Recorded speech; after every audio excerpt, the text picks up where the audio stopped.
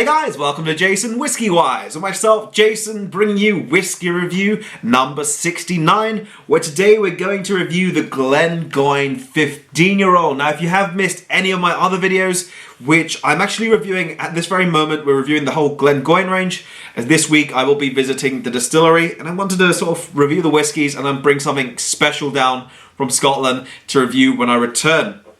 So, Glengoyne, in their range, I'm going to be reviewing the 10, the 12, the 15, 18, 21, 25, cask strength, and also the special distillery exclusive, the Teapot Dram, which is something I'm really looking forward to. I tried it. One of my fellow YouTuber as well, Aquavita, if you guys don't know about him, he sent me a little dram of it, tried a little bit, and it was just mind-blowingly good. And I tried that after trying the whole range. So we'll get to that in the other reviews.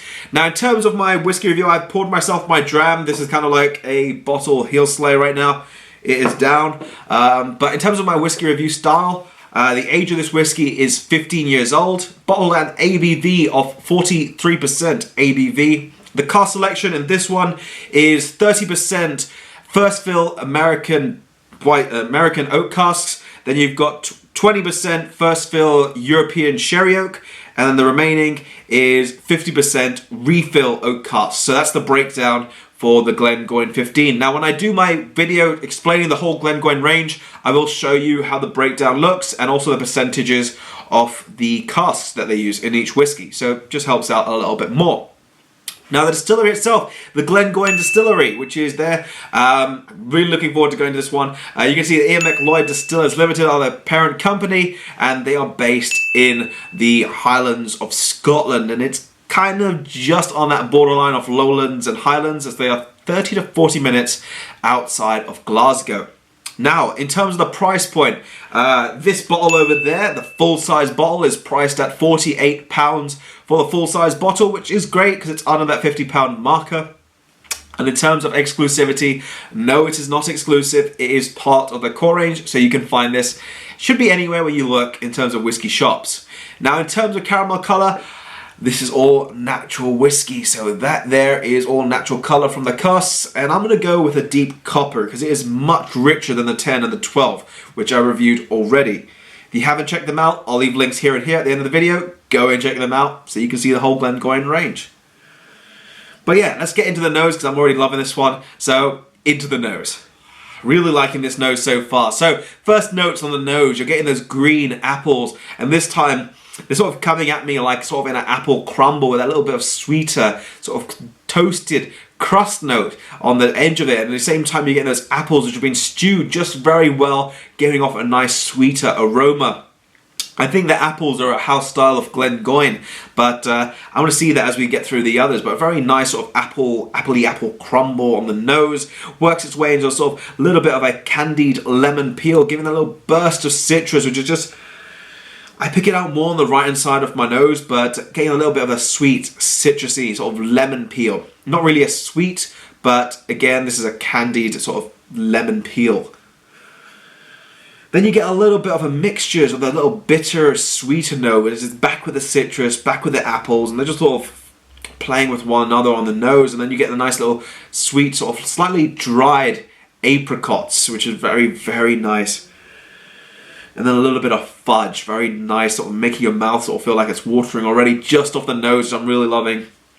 And then you get a little bit of spice working its way off the back. And this is more of those wood spices, I'd say more towards cinnamon bark. Not cinnamon powder, because cinnamon powder I find sweeter. Cinnamon bark, a little bit with a little bit of a woody note to it as well. But not oaky.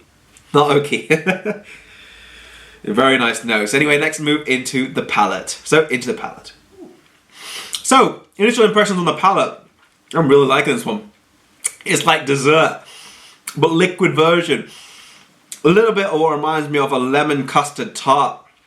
Quite silky, but with a little bit more lemon zest, sort of just grated over the top of it, giving you that little burst and refreshing notes of citrusy character. It's also got a little bit of what reminds me of a salted caramel, and I don't associate the Glengoyne range with salted notes.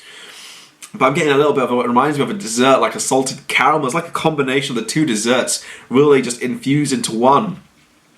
but a little bit of a dusted, a little bit of cinnamon spice, as I'm finding through the mid and the sides of the palate. I'm picking up on a little bit of a sweet spice. It's not like a powerful spice, just ever so gentle, working its way through the mid palate onto the back and through the sides.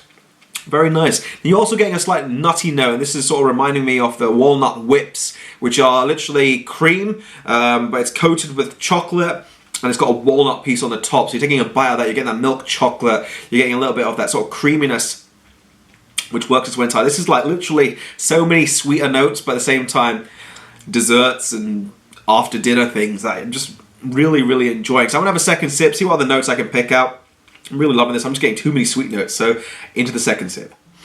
So from the second sip, carrying on from those little nutty, chocolatey notes, creaminess, green apples. Well, apples a little bit back again, but not so powerful. More combination of apricots, quite nicely stewed together with a little bit of a nutmeggy spice. A little bit of nutmeg spice sort of playing itself between the two. Really, really nice on this one. So that's my overall notes on the palate. Let's next move into the finish. So into the finish of this whiskey. I'm gonna put the glass down. But into the finish of this whiskey, I like to talk with my hands. Got a nice sort of, I'd say light medium finish or short medium finish, but it's more leaning towards that medium texture, more medium finish. It's got a little bit longer than the 12 and the 10. Really lingering around the palate. Nice little bit of a spiced apple, with a little bit of cloves in the apple, so adding that little bit of spiced element to it, not just your standard apple. A little bit of honeysuckle rolling its way around the palate. That faint peppery spice again on the mid palate and a little bit on the side of the back. And then that citrusy note, just sort of really playing itself through the mid palate of this whiskey, working its way through as you get that slight little hint of oaky character.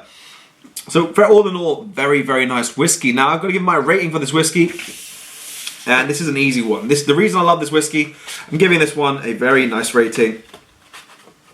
I'm giving it an 80, or if it stands, let's see if we can make it stand. Help yourself out. So I'm giving this one an 88 out of 100. A really, all in all, a very nice dram. And the reason behind that, I just find my favorite part of this one is I just find it, well, there's a palate. I just find it like a combination, different desserts playing themselves on the palate. It's bottled at 43%. Really nice characters.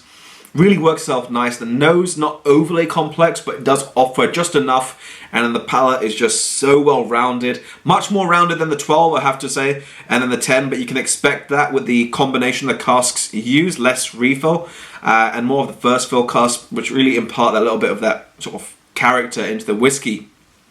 But really nice. I find it's just so many different desserts, and it's one of those whiskeys I can just sit there and drink a lot. So that's why I'm going miniatures, because if I get bottles of these things, I will be finishing them off and never getting through to the next review.